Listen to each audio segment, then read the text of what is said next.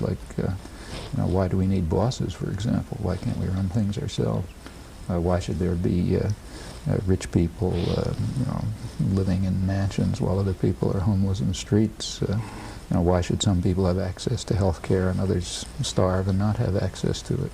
Why should we pour money into creating stealth bombers instead of using it for schools and houses? All kinds of questions immediately come to mind, and the bewildered herd are likely to ask them if they're permitted to have an honest look at the world.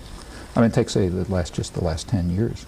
The general public was strongly opposed to the Reagan programs on virtually every issue. When people are asked, would you prefer spending for military purposes or for or social spending like health and education and welfare and so on, by huge margins the public preferred social spending, 4 to 1 or 7 to 1, depending on how you ask. In fact, majority of the population was in favor of higher taxes if it was used for those purposes, which is quite unusual. People rarely are in favor of higher taxes.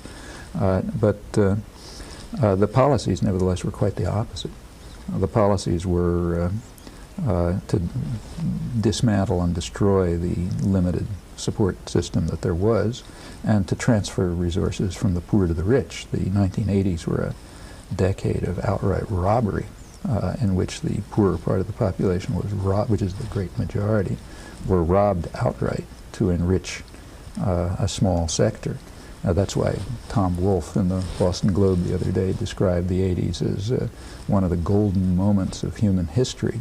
For people like him, it was a golden moment of human history. They were robbing everybody blind. And if you don't care about, homeless people and mutilated bodies in Central America and so on, well, it's just a golden moment. Look how rich I'm getting. Now, the point is that, if any of this was presented to the general public in a regular, intelligible fashion, they would want to do something about it. And in the United States, which is a relatively free society, you can't control them by force. So they better not know about it. Well, they better not think about it. Well,